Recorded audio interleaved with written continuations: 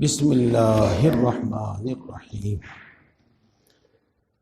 فمن کان یرجو لقاء ربہ فلیعمل عملا صالحا ولا یشرک بعبادۃ ربہ احدا۔ صدق اللہ العظیم۔ وقال النبی صلی اللہ علیہ وسلم انما الاعمال بالنیات او کما قال علیہ الصلاۃ والسلام۔ دوستو، آپ تمام حاضرین سے اور تمام شریک ہونے والے ساتھیوں سے گزارش یہ ہے کہ آپ عصر سے اشراق تک کا وقت دیا کرو، اس سے انشاءاللہ آپ کو بہت زیادہ فائدہ ہوگا۔ کچھ بات عصر کے بعد بتائی جاتی ہے، کچھ مغرب کے بعد، کچھ عشاء کے بعد، کچھ اشراق کے بعد، اور فجر میں تہجد کے وقت گویا کہ جو ہم بتا رہے ہیں، سیکھ رہے ہیں، اس پر عمل کا ایک وقت آتا ہے۔ تو یہ سب باتیں مل کر مکمل ایک بات ہوگی، ورنہ ادھوری سی رہ جاتی ہے بات۔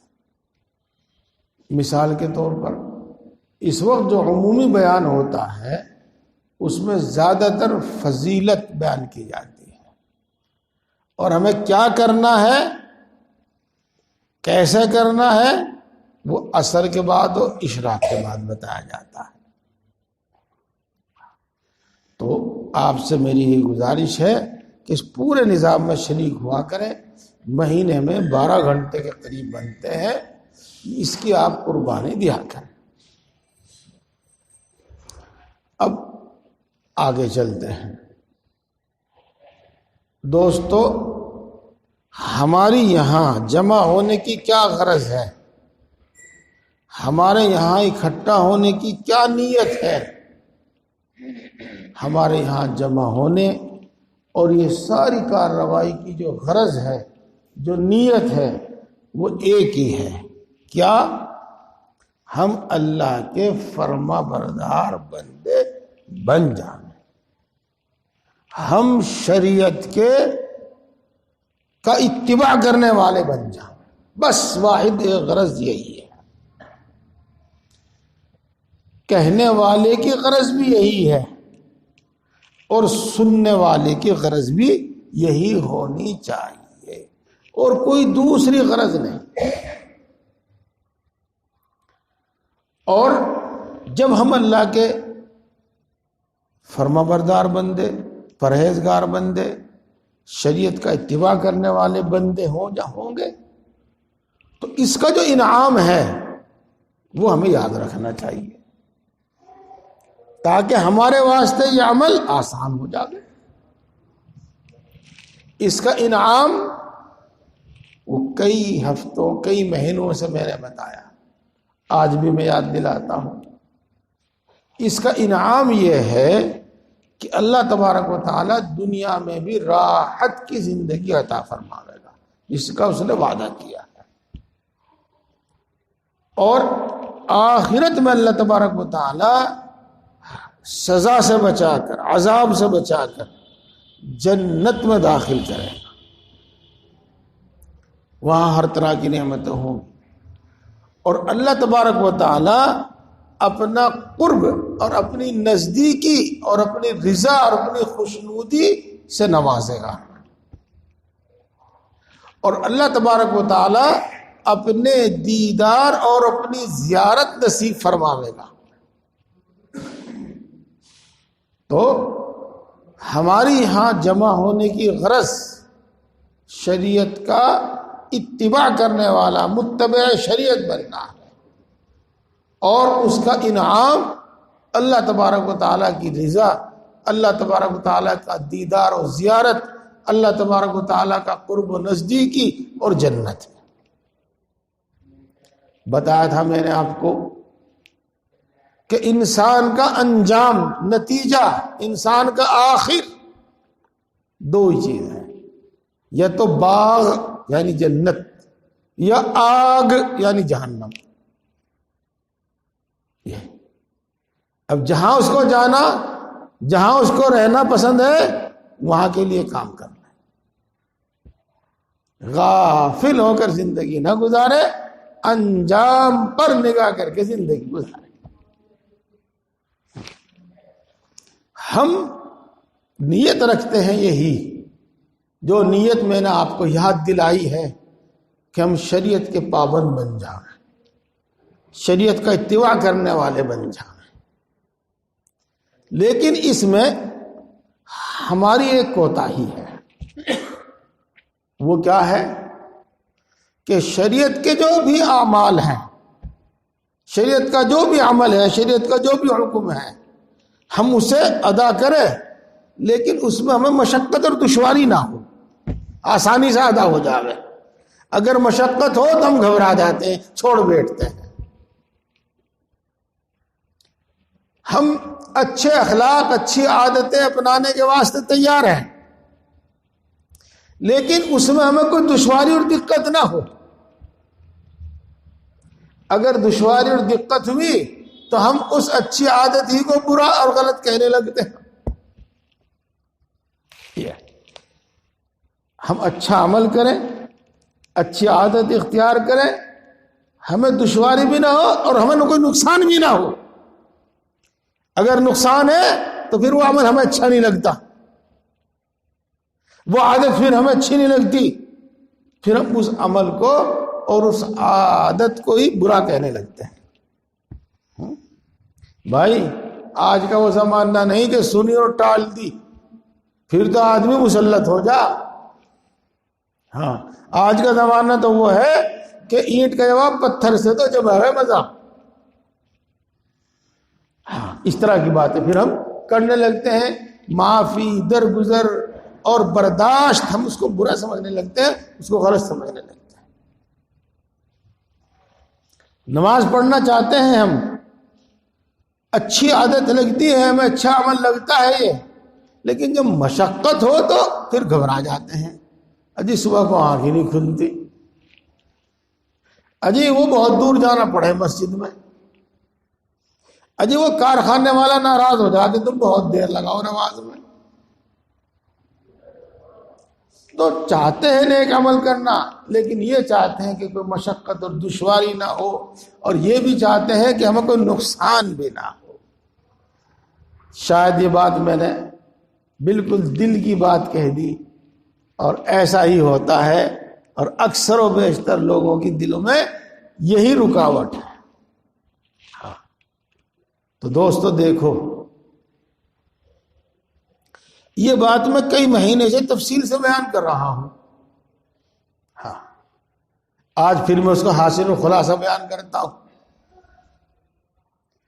ہمارے اندر ایک شیطان ہے، ہمارے اندر ایک نفس ہے۔ شیطان بھی ہمارے اندر گھس کے کام کرتا ہے سارے، تو ایک شیطان ہے اور ایک نفس ہے۔ یہ ہم کو برائی کی طرف آمادہ کرتے ہیں، برائی پر ابھارتے ہیں، برائی پر اکساتے ہیں، اور انہی اس کے اکسانے سے ہمیں دشواری اور دقت پیش آتی ہے۔ تو میں نے عرض کیا تھا کہ اس کا علاج ہے مجاہدہ۔ اور مجاہدے کا کیا مطلب؟ عمل سے پہلے جو دقت اور دشواری ہو اس کو برداشت کر لینا، عمل میں جو دقت اور دشواری ہو اس کو برداشت کر لینا۔ اور میں نے عرض کیا تھا کہ اس کے بغیر کام چلے گا نہیں، اور کوئی کام ایسا نہیں ہے جس میں دقت اور دشواری نہ ہوتی ہو۔ جی چائے تو بہت اچھی، اور سردی میں تو ہے ہی اچھی، لیکن بستر میں پڑے پڑے لحاف میں بیٹھے بیٹھے مل جاوے جو تو ہے اچھی.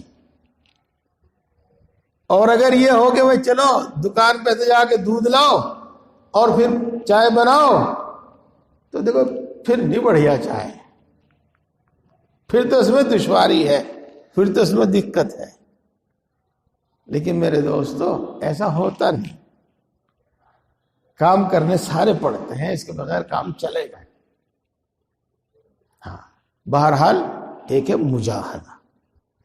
ایک بات میں نے اور بتائی تھی آپ کو کہ سب سے بڑی دشواری نفس کی طرف سے آتی ہے اور شیطان کی طرف سے آتی ہے، وہ اس سے کم ہوتی ہے. اور نفس کو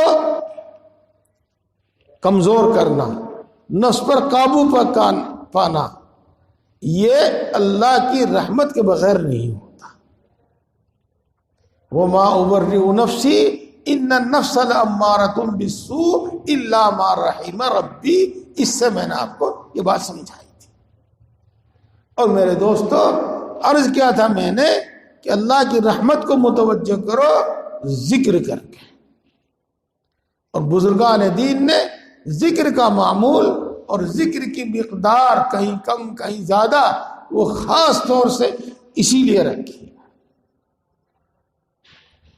تو مجاہدہ اور ذکر سے جس طرح سے نفس زیر ہوتا ہے، شیطان بھی زیر ہوتا ہے، اس کی تفصیل بھی آپ کو بتائی گئی.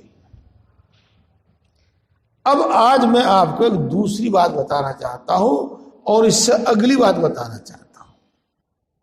وہ کیا؟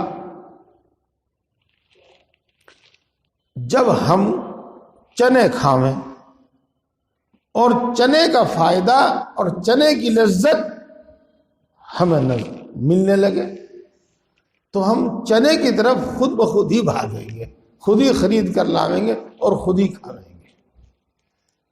جب چاٹ کا مزہ تو پھر ہم خود ہی جاویں گے ٹھیلی پر، خود ہی جاویں گے ہم دکان پر، پیسے دے کے خریدیں گے، کھاویں گے.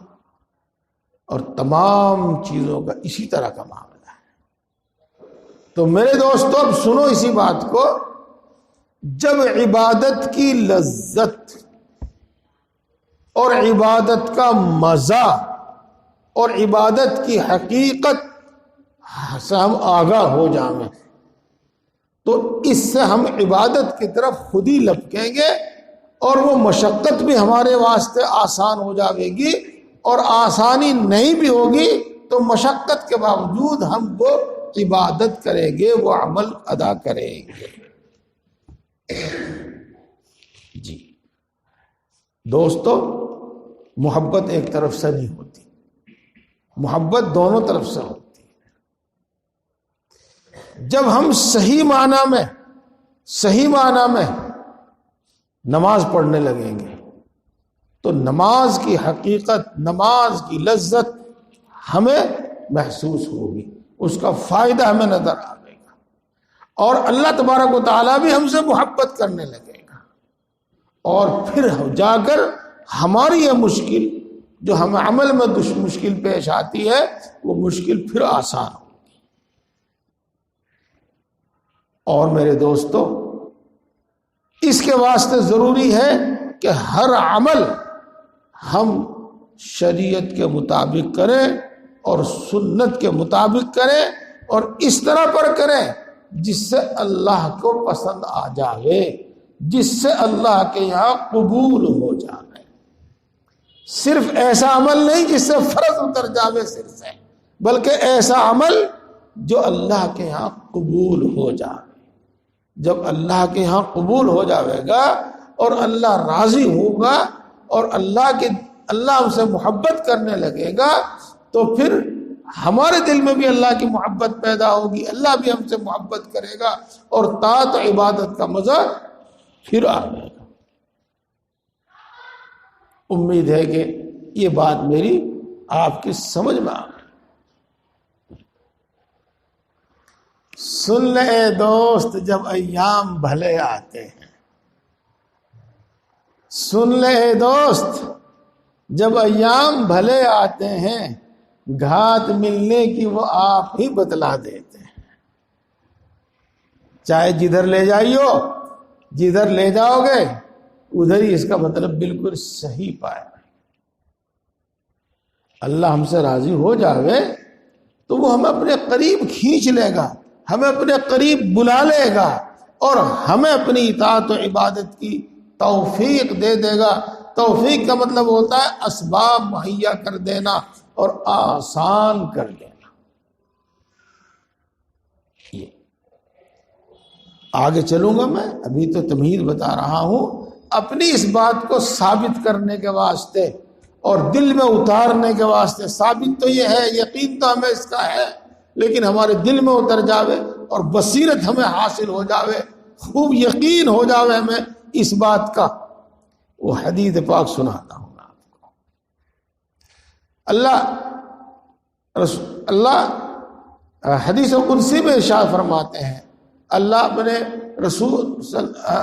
رسول صلی اللہ علیہ وسلم اللہ کی بات اللہ کی زبان میں کہتے ہیں. کیا فرماتے ہیں؟ جب بندہ مجھ کو اپنے دل میں ذکر کرتا، یاد کرتا ہے تو میں بھی اسے اپنے دل میں یاد کرتا ہوں، اور جب بندہ مجھے کسی مجلس میں یاد کرتا ہے تو میں اس سے بہتر مجلس میں اس کو یاد کرتا ہوں، اور جب بندہ میری طرف ایک بالش چلتا ہے تو میں اس کی طرف ایک ہاتھ چلتا ہوں، اور جب بندہ میری طرف ایک ہاتھ چلتا ہے تو میں اس کی طرف ایک باہ چلتا ہوں. اس کو کہتے ہیں باہ، اتنا چلتا ہوں. اور جب بندہ میری طرف آہستہ سے چلتا ہے تو میں اس کی طرف دوڑ کر چلتا ہوں، اور جب بندہ میری طرف دوڑ کر چلتا ہے تو میں اس کو اپنی گود میں اٹھا لیتا ہوں، حتیٰ کہ میں اس کا ہاتھ ہو جاتا ہوں جس سے وہ کام کرتا ہے، میں اس کی زبان ہو جاتا ہوں جس سے وہ بولتا ہے، میں اس کی آنکھ ہو جاتا ہوں جس سے وہ دیکھتا ہے، اور بھی بات ہے. پہلے تو آپ یہی سمجھ لو کہ دیکھو صحیح بات تو یہ ہے کہ جب ہمارا عمل اللہ کے یہاں قبول ہو جاوے اور اللہ کی طرف سے بھی ساتھ ساتھ تعلق بڑھے اور محبت بڑھے تو پھر مزہ آوے، اور اس کے بغیر تو معاملہ بس ایسا ہی ہے، بلکہ کچھ بھی نہیں. تو پہلے اتنا کام کرو، ایسا کام کرو کہ جو عبادت کرو، جو عمل کرو اللہ کے یہاں قبول ہو، اور جب وہ قبول ہوگا اللہ کے یہاں، اللہ پھر ہم سے محبت کرے گا، اور پھر اللہ تبارک و تعالیٰ خود ہماری طرف بڑھے گا اور زیادہ بڑھے گا، اور پھر عبادت آسان ہوگی، عبادت میں لذت و مزہ آئے گا، اور عبادت کے فوائد حاصل ہوں. اور جب تک ایسا نہیں ہوگا اس وقت تک معاملہ بس ایسا ہی رہتا رہے گا، کچھ نہیں ہونے کا، کچھ حاصل نہیں ہونے کا. جی میرے دوستو، اس سے پہلے ایک وہ بات بتا دوں جو حدیث پاک میں آئی ہے، سنیے گا. میں آنکھ ہو جاتا ہوں جس سے وہ دیکھتا ہے. کیا مطلب؟ جب بندہ اللہ کے اتنا قریب ہو جاتا ہے کہ اللہ اپنے بندے کو اپنی گود میں اٹھا لے اور اس کی آنکھ بن جاوے، تو پھر بندے کی آنکھ اللہ کی مرضی کے خلاف استعمال نہیں ہوتی.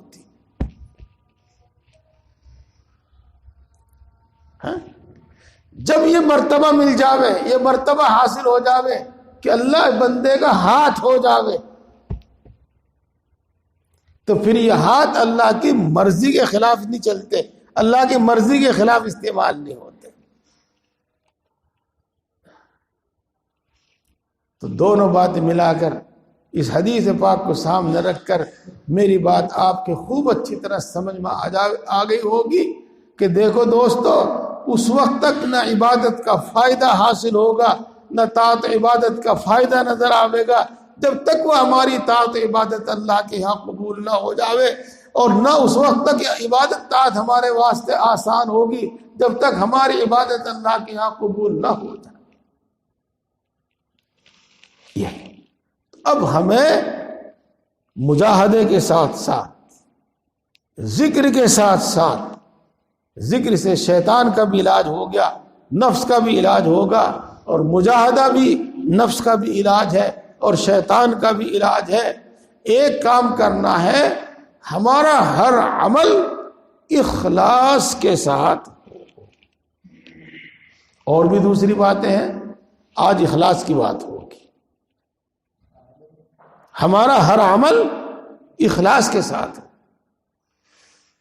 کیونکہ یہ بات بالکل پکی ہے، اور پکی نہیں بلکہ پکم پکی ہے کہ اللہ تبارک و تعالی صرف اور صرف اسی عبادت کو قبول فرماتا ہے جو خالص اس کے لیے ہو۔ اسی کو ہم اخلاص کہتے ہیں۔ اور اگر خالص اس کے لیے نہ ہو اور عبادت کے اندر اخلاص نہ ہو تو اللہ کے یہاں قبول نہیں ہوتی۔ اور اس کو یوں کہہ لو کہ پھر اب ایک طرفہ محبت ہے، دونوں طرفہ نہیں۔ اور جب عبادت اللہ کے یہاں قبول ہوگی پھر دونوں طرفہ محبت ہوگی، دونوں طرف سے تعلق ہوگا۔ اور صحیح معنی میں تعلق ہی اس کو کہتے ہیں جو دو طرف سے ہو، دوستی اسی کو کہتے ہیں جو دونوں طرف سے ہو۔ تو اخلاص کے ساتھ عبادت ہو، اخلاص کے ساتھ ہر ایک کام ہو۔ دوسرے الفاظ میں کہو، ہمارے عمل میں، ہمارے کسی بھی عمل میں، کسی بھی عبادت میں ریاکاری نہ ہو، ہمارے کسی بھی عمل میں دکھاوا نہ ہو، دنیا کو دکھانے کے واسطے نہ ہو۔ ریاکاری کے بھی یہی معنی ہے، بلکہ محض اور محض اخلاص کے ساتھ۔ اب میں آپ کو یہ بات بتاؤں گا، پہلے بعد میں بتاؤں گا کہ اخلاص کسے کہتے ہیں اور اخلاص کے خلاف کیا کیا باتیں ہیں۔ پہلے میں یہ بتاؤں آپ کو کہ اخلاص کی جو ضد ہے، اخلاص کے جو مقابل میں ہے، وہ جو ریا ہے، وہ کتنا خطرناک عمل ہے، کتنا خطرناک عمل ہے۔ ریاکاری عبادت میں، اطاعت میں کتنی خطرناک ہے، کتنی خطرناک ہے۔ دھیان سے سنو، مزہ نہ آوے نہ آوے، لیکن دل میں اتر جائے، ذہن میں بیٹھ جائے، ہماری رہنمائی ہونے لگے۔ بات تو میں نے کہہ دی، لیکن میرے جی میں آ رہا کہ میں اس کو ایک بار پھر کہوں۔ عبادت اگر آسان ہو تو اس میں اخلاص کی بھی ضرورت ہے۔ عبادت اللہ کے یہاں قبول ہو، اس کے لیے بھی اخلاص کی ضرورت ہے۔ شریعت کے ہم پورے پابند بنے، اس کے لیے بھی اعمال کے اندر اخلاص کی ضرورت ہے۔ اللہ کا قرب، اللہ کی نزدیکی، اللہ کی رضا حاصل ہو، اس کے لیے بھی اخلاص کی ضرورت ہے۔ جنت نصیب ہو، مغفرت و بخشش ہو، اس کے واسطے بھی اخلاص کی ضرورت ہے، اخلاص کی ضرورت ہے۔ ریاکاری جو اس کی بالکل الٹی ہے، اس کی ضد ہے، وہ کتنا خطرناک عمل ہے، کتنا خطرناک عمل ہے، وہ اس آیت شریفہ میں سنیے جو میں نے آپ کے سامنے تلاوت کی۔ اللہ ارشاد فرماتے ہیں، من کان یرجو لقاء ربہ، جو شخص اپنے رب سے ملنے کی امید رکھتا ہے۔ اس کا ترجمہ یہ بھی کر سکتے ہیں، جو اللہ سے ملاقات کی آرزو رکھتا ہے، اللہ سے ملاقات کی تمنا رکھتا ہے، جی اس کو چاہیے کہ نیک عمل کرے، فَلْيَعْمَلْ عَمَلًا صَالِحًا۔ اور پھر اس کے بعد کیا فرمایا؟ اور اپنے رب کے ساتھ کسی کو شریک نہ کرے، وَلَا يُشْرِكْ بِعِبَادَةِ رَبِّهِ أَحَدًا، اپنے رب کے ساتھ کسی کو شریک نہ کرے، یعنی اپنے رب کے ساتھ شرک کرنے سے بچے۔ آپ یہ نہ کہیے گا کہ بات تو ہو رہی تھی اخلاص کی، بات تو ہو رہی تھی ریاکاری کی، آپ نے آیت شریفہ سنا دی شرک کی۔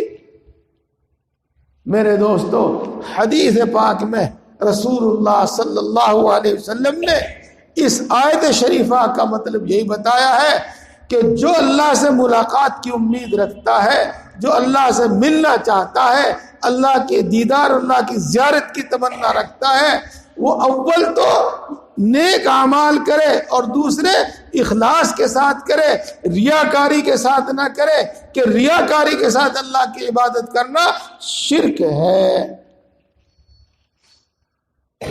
ریاکاری کے ساتھ عبادت بھی ایک قسم کا شرک ہے۔ اسی واسطے وَلَا يُشْرِكْ بِعِبَادَةِ رَبِّهِ أَحَدًا کا مطلب یہ بیان کیا جاتا ہے کہ وہ اپنی عبادت میں اور اپنے اعمال میں ریاکاری سے بچیں، اپنی عبادت میں اور اپنے اعمال میں اخلاص لا دیں۔ اب آپ اسی کو سمجھ لیجئے گا، اسی کو سمجھ لیجئے گا کہ ریاکاری کتنی ناپسند چیز ہے، ریاکاری کتنی ناپسند چیز ہے کہ اس کو اللہ تبارک و تعالیٰ شرک قرار دیتا ہے۔ اور اسلام کی نظر میں، قرآن پاک کی نظر میں یہ شرک ہے۔ اور شرک کتنا بڑا گناہ ہے، تو ریاکاری کتنا بڑا گناہ۔ یہ اعمال میں اخلاص، اعمال میں اخلاص۔ اسی حدیث پاک کی شرح میں، یعنی ان کو اسی آیت پاک کی تفسیر میں تمام مفسرین، اکثر و بیشتر مفسرین یہ حدیث نقل کرتے ہیں، ان اخوف ما اخاف علی امتی الشرک والشہوۃ الخفیہ، کہ وہ چیز جس کا میں اپنی امت میں سب سے زیادہ ڈر اور خوف رکھتا ہوں وہ ریاکاری ہے اور چھپی ہوئی شہوت اور چھپی ہوئی خواہش ہے۔ چھپی ہوئی شہوت، چھپی ہوئی خواہش، اس کا بھی کچھ مطلب عرض کروں گا۔ اس کا مطلب آپ یہاں سنیے گا کہ سب سے بڑی چیز جس کا اللہ کو، اللہ کے رسول صلی اللہ علیہ وسلم کو اپنی امت کے بارے میں اندیشہ تھا، امت کے بارے میں ڈر تھا، وہ یہی ریاکاری تھی، کہ یہ ریاکاری تمام عبادتوں کو تباہ کر دیتی ہے، تمام عبادتوں کو بیکار کر دیتی، بلکہ صحیح معنی میں تو آدمی الٹا مجرم ٹھہراتا ہے، مجرم ٹھہراتا ہے۔ مجرم کیسے؟ عبادت کر کے مجرم، سن رہے آپ میرے الفاظ، عبادت کر کے مجرم ٹھہراتا ہے ریاکاری کی بنا پر۔ ایک حدیث پاک میں آیا ہے کہ میدان حشر میں اللہ کے سامنے کچھ بندے ہیں، اللہ کے کچھ بندے حاضر ہوں گے اور ان کے نامہ اعمال میں بہت سی عبادتیں لکھی ہوئی ہوں گی۔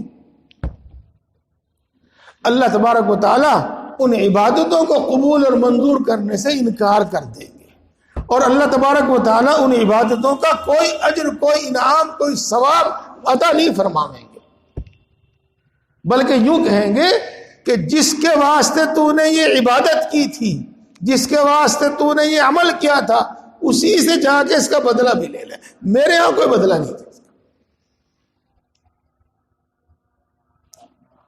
جب وہ عبادت قبول نہیں تو دنیا میں اس کا کیا اثر ظاہر ہوگا؟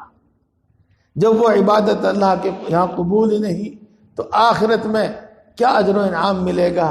بدلے کے دن اس کا کیا انعام ملے گا، کیا بدلہ ملے گا؟ اب دیکھیے کتنی خطرناک بات ہے، کتنی خطرناک بات ہے، ریاکاری کتنی خطرناک ہے، اخلاص کتنا ضروری ہے۔ ایک اور ہے مشہور حدیث پاک جو آپ نے بھی بار بار سنی ہے، اور آج پھر میں اس کو دوبارہ آپ کے سامنے پیش کر رہا ہوں۔ میدان حشر میں عام لوگوں کا حساب شروع ہونے سے پہلے علماء کی ایک جماعت کو بلایا جائے گا، علماء کی ایک جماعت کو بلایا جاتا ہے. اور اللہ تبارک و تعالی اپنی نعمتیں جو اس نے دنیا میں ان کو عطا فرمائی ہیں وہ گنوا دے گا. پھر یہ پوچھے گا کہ تم نے میرے لیے کیا عمل کیا اور تم نے ان نعمتوں کا کیا شکر ادا کیا. وہ یہی کہے گا کہ اے اللہ میں نے ساری زندگی تیری کتاب کے پڑھنے پڑھانے میں خرچ کر دی, میں نے اپنی ساری زندگی تیرے دین کی نشر و اشاعت میں, تبلیغ میں, دعوت میں خرچ کر دی. اللہ تبارک و تعالیٰ فرمائیں گے کہ تو نے میرے لیے کچھ نہیں کیا. جو کچھ کیا تو نے دوسری غرض کے لیے کیا, دوسری چیزوں کے لیے کیا. اور حکم ہوگا فرشتوں کو تو ان کو منہ کے بل گھسیٹ کر جہنم میں ڈال دو. منہ کے بل گھسیٹنے مطلب سمجھے, ان کے پاؤں پکڑو, پاؤں پکڑ کے لے چلو. جب پاؤں پکڑ کے لے چلیں گے, گھسیٹیں گے تو منہ زمین میں لگتا ہوا گھسٹتا ہوا جائے گا. ان کے پاؤں پکڑ کے انہیں جہنم میں پھینک دو. اللہ اکبر, اللہ اکبر. یہ کہاں کی سزا میرے بھائی؟ ریاکاری کی. اعمال میں ریا. مالدار کو بلایا جائے گا, دولت مند کو بلایا جائے گا, اور اس کو اللہ تبارک و تعالیٰ اپنی نعمتیں یاد دلائے گا. اور پھر اس سے بھی یہی سوال ہوگا کہ تو نے میرے لیے کیا کیا, میری نعمتوں کا شکر تو نے کیا ادا کیا. وہ یہ کہے گا کہ اے اللہ کوئی خیر کا موقع میں نے نہیں چھوڑا جس میں خرچ نہ کیا. کوئی خیر کا موقع میں نے ایسا نہیں چھوڑا جس میں خرچ نہ کیا. اللہ تبارک و تعالیٰ فرمائیں گے تو نے میرے لیے خرچ نہیں کیا, تو نے تو اس لیے خرچ کیا کہ میں سخی کہلاؤں, تو نے تو اس لیے خرچ کیا کہ تجھے لوگ مالدار کہیں, اور دوسری جو بھی غرض ہو, میرے لیے نہیں کیا.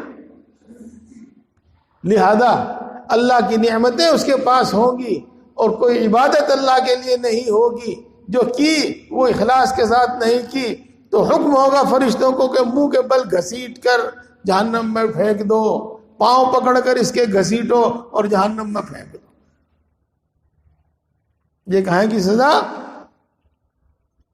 ریا کی, عمل چھوڑنے کی نہیں بلکہ اعمال کو ریا کے ساتھ کرنے کی سزا. اس کے بعد شہید کو بلایا جائے گا. شہید ایک نہیں, پتہ نہیں کتنے ہوں گے, جماعت ہوگی. ان کو بھی اللہ تبارک و تعالیٰ اپنی نعمتیں یاد دلائے گا, اپنے انعامات یاد دلائے گا. پھر یہی پوچھے گا کہ تم نے ان کے شکریہ میں کیا کیا, تم نے میرے لیے کیا کیا. وہ یہ کہے گا کہ اللہ میں نے اپنی سب سے پیاری چیز, اپنی جان عزیز تیرے لیے خرچ کر دی, ختم کر دی, تیرے لیے میں نے اپنی جان دے دی. اللہ تبارک و تعالیٰ ارشاد فرمائیں گے نہیں, میرے لیے نہیں,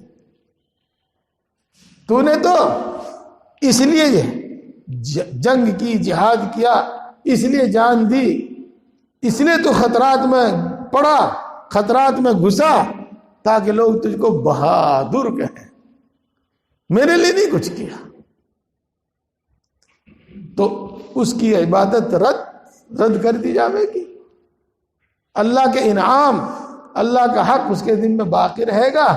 اور پھر حکم ہوگا کہ تم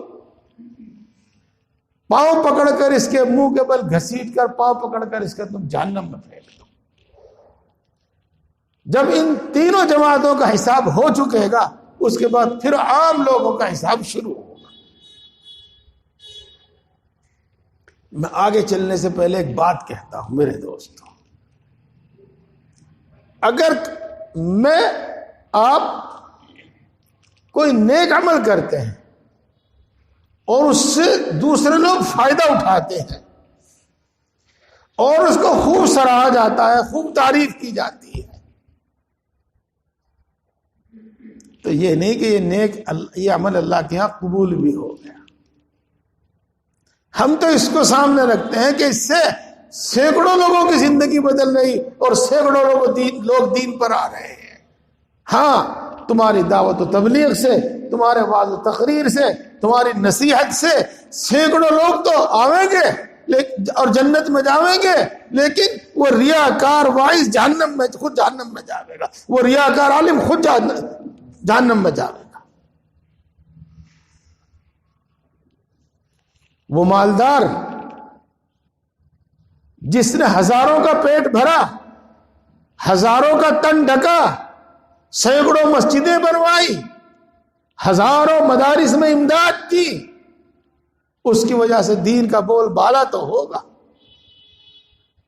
بہت لوگ دین کا فائدہ اٹھاویں گے، بہت لوگ راہ راست پر آویں گے، بہت لوگ مسجد میں نماز پڑھیں گے وغیرہ وغیرہ، لیکن خود ریاکاری کی بنا پر جہنم میں جاوے گا.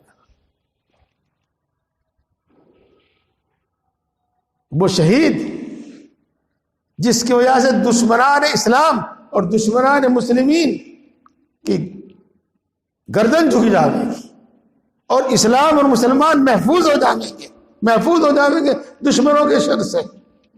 اسلام اور مسلمانوں کو پھلنے پھولنے کا موقع ملے گا، دین کی سربلندی ہوگی، لیکن وہ خود ریاکاری کی بنا پر جہنم میں جائے گا. کیا یہ مطلب نہیں ہے اس حدیث پاک کا؟ یہی مطلب ہے اس حدیث پاک، یہی مطلب ہے اس حدیث پاک کا. میرے دوستو، اخلاص کس قدر ضروری ہے، اخلاص کس قدر ضروری ہے، اور ریاکاری سے کس قدر بچنا ضروری ہے. میں اپنی بات کو پھر کہتا ہوں، ایک بار پھر کہہ رہا ہوں پچھلی بات، تاکہ وہ بات اور اچھی طرح ذہن میں بیٹھ جائے. اگر ہم یہ چاہیں کہ عمل میں بھی ہماری آسانی ہو اور لذت ہو، اور ہم یہ چاہیں کہ اللہ کے یہاں مقبول بھی ہو اور اس کا پورا پورا بدلہ ہمیں ملے، تو عبادت کی طرح کی جاوے. اس کے واسطے دو جملے ہیں صرف، ایک کو کہتے ہیں صدق اور ایک کو کہتے ہیں اخلاص. یعنی عبادت صدق اور اخلاص کے ساتھ کی جاوے. صدق کا مطلب میں آج نہیں بتا رہا ہوں، آج اخلاص کی بات بتا رہا ہوں. جب اللہ کے ہاں قبول ہوگی، اللہ ہم سے خود محبت کرے گا.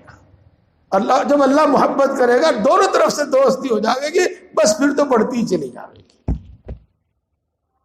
اس کے بغیر نہیں، بات نہیں بننے کی.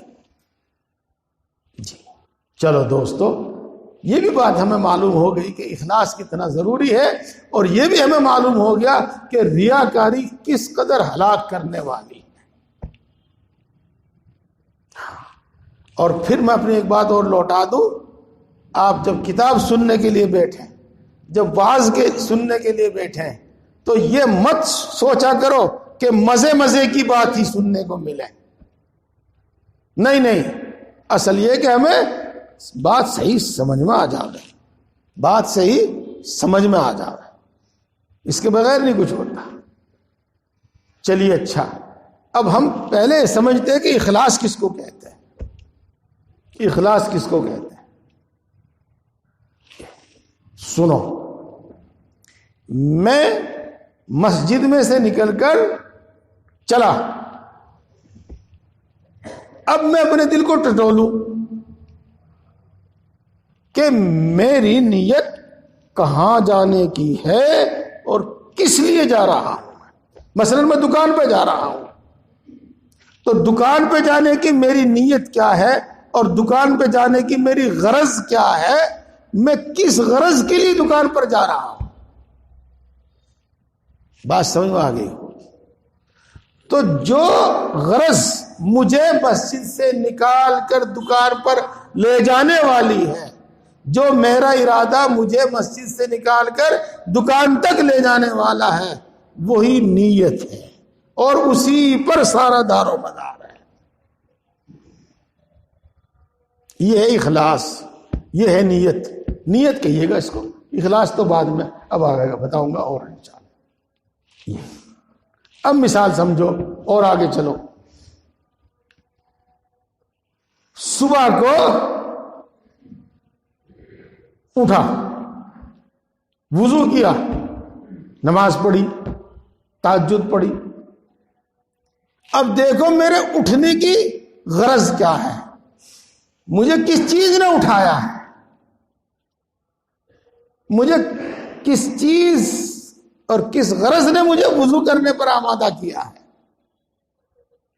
مجھے کس غرض نے اب مصلی پر کھڑا کیا ہے. وہی نیت ہے، اور اسی سے فیصلہ ہوگا کہ اخلاص ہے یا اخلاص نہیں ہے. اگر میری غرض یہ ہے کہ میرے اڑوسی پڑوسی میری آواز سنیں، میرے کھانسنے کھکارنے کو سنیں، اور وہ یوں کہیں کہ ہاں بھائی تہجد گزار آدمی ہے، یہ غرض ہے اس کی، یہ چیز اس کو بستر سے اٹھاتی ہے، یہ چیز اس کو ٹھنڈے پانی سے وضو کراتی ہے، تو یہی نیت ہے. اور اس تہجد پڑھنے پر حکم اسی نیت سے لگے گا، اور اس کا حکم یہ ہے کہ یہ اللہ کے لیے نہیں ہے، تو اس میں اخلاص نہیں ہے، اس میں اخلاص نہیں ہے. ہاں اگر اس کو یہ چیز اٹھاتی ہے بستر سے اور ٹھنڈے پانی میں یہ چیز اس کو وضو کراتی ہے کہ تیرے رب کے تجھ پر بڑے احسان ہیں، اور اس وقت کی نماز تیرے رب کو بڑی پسند ہے، چل تو بھی اس کے سامنے کھڑا ہو اور 4-6 رکعات پڑھ.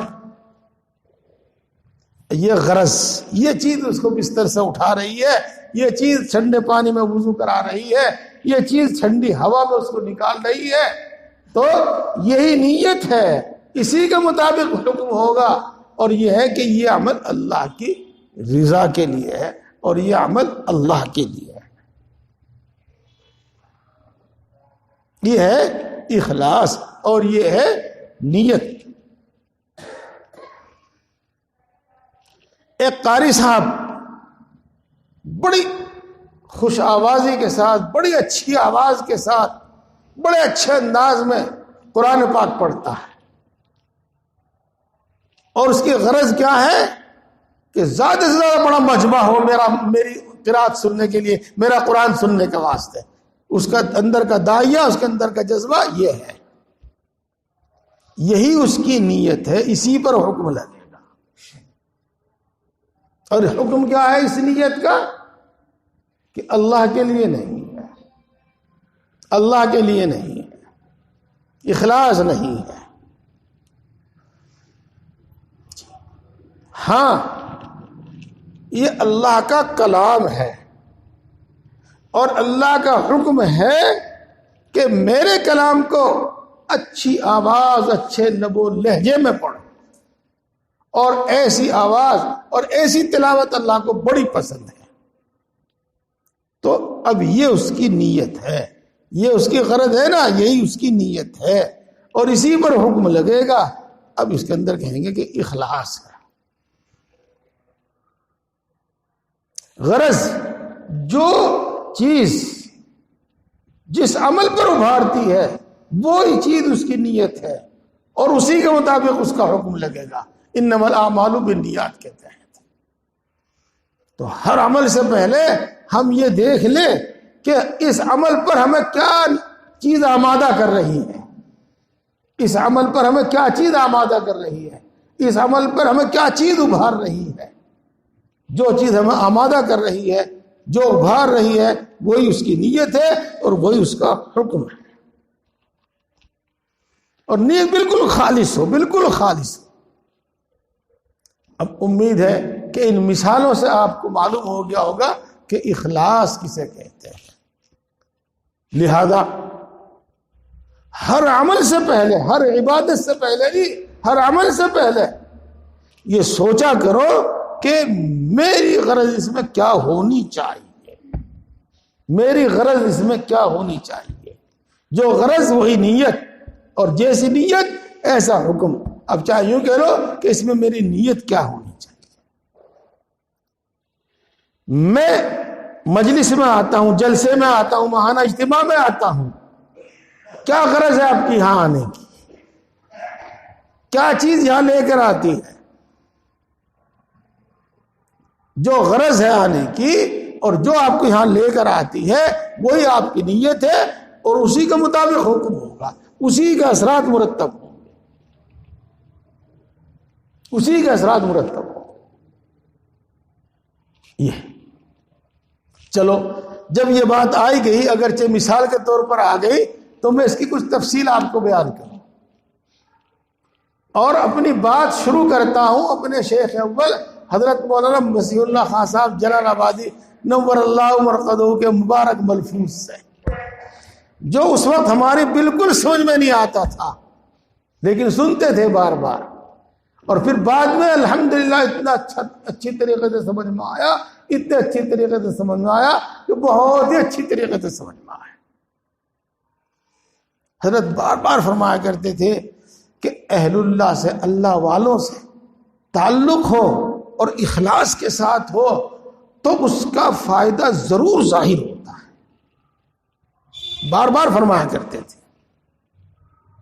اللہ والوں سے تعلق ہو اور اخلاص کے ساتھ تعلق ہو تو چاہے وہ ان کی مجلس میں بھی حاضر نہ ہو تب بھی ان کو ان کا فائدہ پہنچتا ہے۔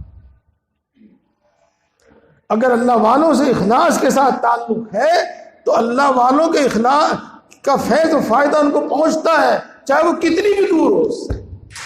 اور یوں فرمایا کرتے تھے کہ جس طریقے سے اس آب و ہوا میں اثرات ہیں، چاہے وہ گرم ہے، چاہے وہ سرد ہے، چاہے وہ بیماریاں ہیں، تندرستیاں ہیں، اسی فضا کے اندر بزرگوں کے فیض بھی ہیں، اور وہ اس تک پہنچتے ہیں جو اخلاص کے ساتھ ان سے تعلق اور اخلاص کے ساتھ ان سے محبت رکھتا ہے۔ اس وقت یہ سمجھ میں نہیں آتا تھا کہ بار بار حضرت یہ کیوں فرماتے ہیں کہ اخلاص کے ساتھ تعلق، اخلاص کے ساتھ تعلق، اخلاص کے ساتھ محبت۔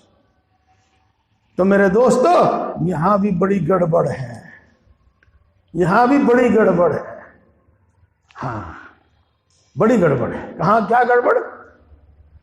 میں فلاں بزرگ سے بیعت ہو گیا ہوں، اب چونکہ وہ مشہور آدمی ہے، سب لوگ ان کی تعریف کرتے ہیں، اب بار بار بس یہ ظاہر کر میں فلاں سے بیعت ہوں جی، میں حضرت شیخ زکریا سے بیعت تھا جی، میں حضرت مولانا انعام صاحب سے بیعت ہوں جی، میں حضرت فلانے سے بیعت ہوں جی۔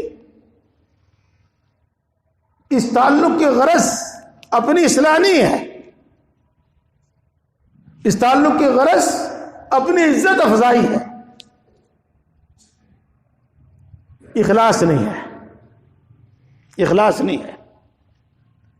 چاہے مجلسوں میں شریک ہوتا ہے، بعض تقریر سنتا ہے، بیعت ہے، فیض نہیں پہنچنے گا، اخلاص ہی نہیں ہے۔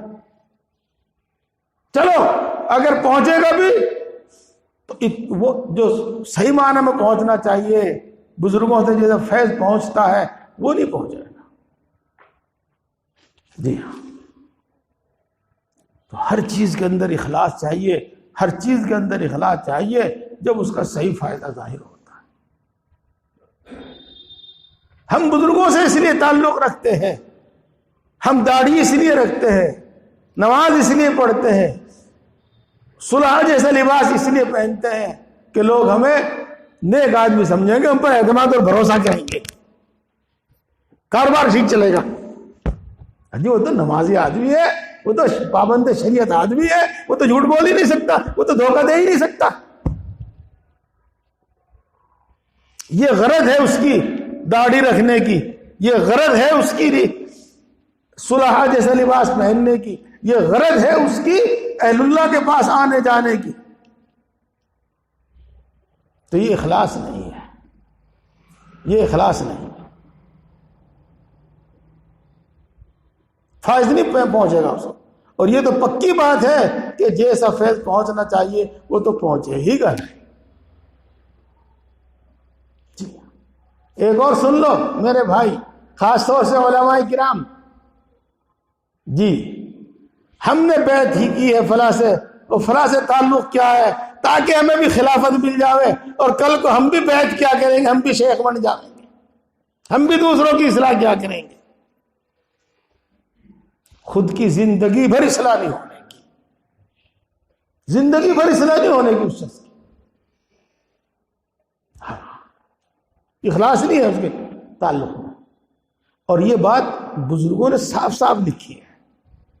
جو اپنی اصلاح اس لیے کراتا ہے، بیعت اس لیے ہوتا ہے کہ میں کل کو دوسروں کی اصلاح کروں، میں بھی شیخ بنوں. کبھی اس کی اصلاح نہیں ہونے کی، وہ کبھی آدمی نہیں بننے کا. جی ہاں. چلو اچھا، جب بات آئی ہے یہ تو ایک بات اور سنو، اور میرے تمام بھائی جتنے بھی یہاں موجود ہیں، جتنی توجہ سے سن رہے ہیں، مجھے بڑی خوشی ہو رہی ہے. سب سے میری گزارش ہے، لیکن خاص طور سے پڑھے لکھے لوگوں سے اور علماء سے، سمجھیں گے سب. اللہ کی راہ میں چلنا، اللہ کا قرب اور نزدیکی تلاش کرنا، اللہ کو راضی کرنا، اس کی سب سے پہلی شرط بزرگان دین نے لکھی ہے فنائیت. اپنے آپ کو فنا کر دے، فنائیت، اپنے آپ کو ختم کر دے، اپنے کو فنا کر دے. آپ شریعت و تصوف دیکھیں گے، وہاں آپ کو یہ بات ملے گی، اور بزرگان دین اور مشائخ چشت کے یہاں یہ بات آپ کو ملے گی کہ سب سے پہلی شرط اپنے آپ کو فنا کر دینا ہے. اپنے آپ کو فنا کر دینا، ختم کر دینا، جان سے مار دینا نہیں، مطلب سمجھنا. یعنی سوائے اپنی اصلاح کے، بس یہ پہلے یہ لفظ استعمال کر لو، اور کوئی دوسری غرض نہ ہو، ہر غرض فنا کر دے. یہ ہے وہ فنائیت. مطلب بھی سمجھ گئے اور نیت بھی اصلاح، نیت بھی درست کر لیجیے. جب آدمی اس نیت کے ساتھ دین سیکھنے میں کے لیے کھڑا ہوتا ہے اور دیندار بننے کے لیے کھڑا ہوتا ہے کہ میری کوئی دوسری غرض نہیں، بس میں اللہ کا فرما بردار بندہ بن جاؤں، یا یوں کہہ لو کہ میری اصلاح ہو جاوے، یا میں اللہ کا پسندیدہ بندہ بن جاؤں، میں شریعت کا پابند بن جاؤں، یہ سب ایک ہی بات ہے، الفاظ الگ الگ ہیں. تو اس کو کہتے ہیں فنائیت. اس کے علاوہ اور کوئی دوسری غرض نہ ہو، اس کو کہتے ہیں فنائیت. اور سب سے پہلی شرط ہے یہ. امید ہے کہ اس لائن سے بھی یہ بات آپ کی سمجھ میں آئی ہوگی. اور جب یہ بات ہے نا، اسی سے ملتی جلتی ایک بات اور میں بتاؤں آپ کو، اور وہ سب سنیں، اور خاص طور سے مالدار لوگ سنیں، اور خاص طور سے علماء کرام سنیں، اور عام طور سے سب. کیا؟ جب ہم دین کا کوئی کام کرتے ہیں، مسجد بنوائی، مدرسہ بنوایا، مسجد مدرسے کی کوئی خدمت دوسری کی، اور تو ہم یہ سمجھتے ہیں کہ اللہ پر ہم نے بڑا احسان کر دیا، ہم نے دین کا بہت بڑا کام کیا، ہم نے امت پر یا اسلام پر یا اللہ پر بہت بڑا احسان کر دیا. یہ نیت کا فساد ہے، نیت کا بگاڑ ہے. کچھ لوگ رسول اللہ صلی اللہ علیہ وسلم کی خدمت میں حاضر ہو کر مسلمان ہوئے، مومن ہوئے، ایمان لائے، لیکن انہوں نے کچھ باتیں ایسی کی، اللہ تبارک و تعالی نے ارشاد فرما دیا. کیا ہے وہ آج یمنون علیک ان اسلم، یمنون علیک ان اسلموا قل لا تمنوا علی اسلامکم بل اللہ یمن علیکم ان ہداکم للایمان. تم اسلام لے آئے ہو، اس کا مجھ پر احسان نہ جتاؤ. قل لا تمنوا علی اسلامکم، تم جو اسلام لائے ہو اس کا احسان نہ جتلاؤ مجھ پر، بلکہ اللہ کا احسان ہے کہ تم کو اسلام کی توفیق دے دی۔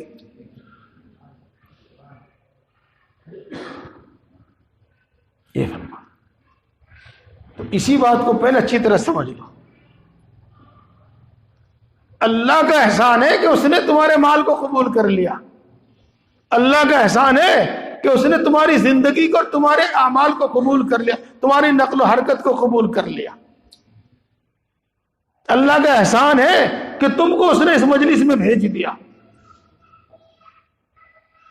جی، اللہ کا احسان ہے کہ اس نے تمہیں ایسا علم دیا، ایسی عقل، ایسی سمجھ دی، ایسی زبان دی، ایسی گفتگو کا انداز دیا کہ تم دوسرے کو سمجھا سکتے ہو۔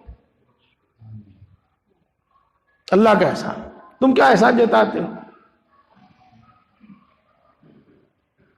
میرے دوستو، یہ نیت بھی جو میں نے آپ کو بتائی کہ اپنا احسان مانتا ہے، اپنی بڑائی مانتا ہے، یہ بھی اخلاص کے خلاف ہے، یہ بھی فنائیت کے خلاف ہے، اور ایسی صورت میں بھی اس کو فائدہ نہیں ہوتا، فائدہ نہیں ہوتا۔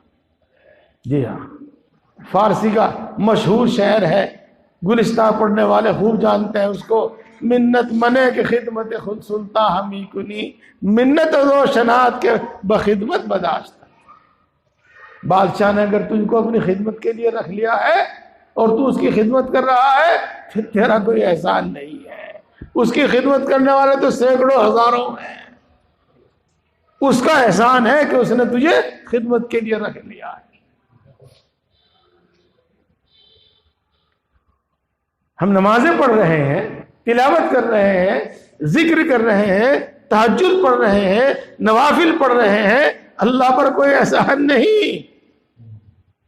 اللہ کا احسان ہے کہ اس نے تجھے توفیق دے دی ہے۔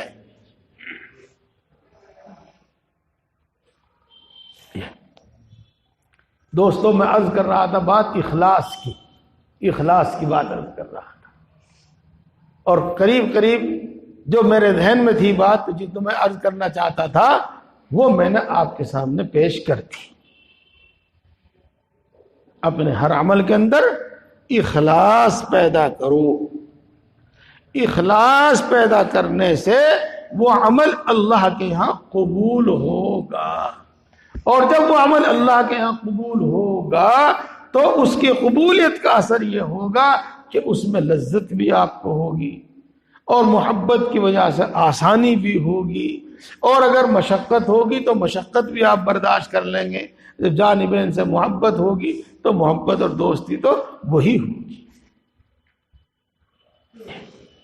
اللہ تبارک و تعالی ہم کو سمجھ اور عمل کی توفیق عطا فرماوے۔ اب بتائیے کیا وقت ہوا، پھر میں دوسری بات شروع کر دوں۔ جی، 7:45 ہے اذان، نماز، اور 7:15 بجے 7:30۔ ہاں تو ٹھیک ہے، ابھی وقت ہے، ہاں ابھی وقت ہے۔ میرے دوستو، ایک بات تو یہ ہوگی، اور امید ہے مجھے اللہ کی ذات سے کہ بات تفصیل سے آپ کی سمجھ میں آ گئی ہوگی، اور آپ سے میں اب یہ گزارش کروں گا جب آدمی کی نیت ٹھیک ہے، یعنی اس کا عمل اللہ کے لیے ہے اور اللہ کی رضا کے لیے ہے، تو ایک بات اس کے اندر خود بخود ابھرے گی، ایک داعیہ، ایک جذبہ اس کے اندر خود بخود ابھرے گا۔ مثلا نمازی کو لے، جب میں نماز اللہ کی رضا کے لیے پڑھ رہا ہوں تو ایسی کیوں نہ پڑھوں، اور ایسی ہی پڑھنی چاہیے جو اللہ کے لیے قبول ہو، جو اللہ کو قبول ہو، اللہ کے ہاں قبول ہو۔ میں صرف اس لیے نماز پڑھ رہا ہوں کہ لوگ مجھے نمازی کہیں، میں صرف اس لیے نماز پڑھ رہا ہوں کہ لوگ مجھے دیندار سمجھیں۔ اب تو میں بے وضو پڑھ لوں جب بھی چلے گا، جس کو پتا میرا وضو ہے کہ نہیں ہے، بے وضو پڑھ لوں جب بھی چلے گا، ناپاک کپڑوں میں پڑھ لوں جب بھی چلے گی نماز۔ نماز میں جو کچھ پڑھا جاتا ہے، کچھ بھی نہ پڑھوں، صحیح نہ پڑھوں، جب بھی چلے گی۔ اگر اخلاص نہیں ہے تو عبادت شریعت سنت کے مطابق کرے گا بھی نہیں، کوئی جذبہ اس کے اندر نہیں ہوگا، کوئی جذبہ اس کے اندر نہیں ہوگا، اس کے لیے کوئی قربانی دینے کے لیے وہ تیار نہیں ہوگا، اس کے لیے کوئی محنت مشقت کرنے کے لیے وہ تیار نہیں ہوگا۔ اخلاص ہے تو اس کا لازمی اثر یہ ہوگا کہ اتنی بہتر سے بہتر نماز پڑھوں، اتنی اچھی سے اچھی نماز پڑھوں جو اللہ کے ہاں قبول ہو جائے، خود بخود اس کے اندر یہ داعیہ جذبہ پیدا ہوگا۔ پھر اس کے لیے وہ سب کچھ مشقت جھیلے گا، سب کچھ وقت کی قربانی دے گا، سب کچھ مشقت جھیلے گا، جو اس کے لیے نماز سیکھے گا کہ کیسی نماز اللہ کے ہاں قبول ہے۔ پھر اس کے واسطے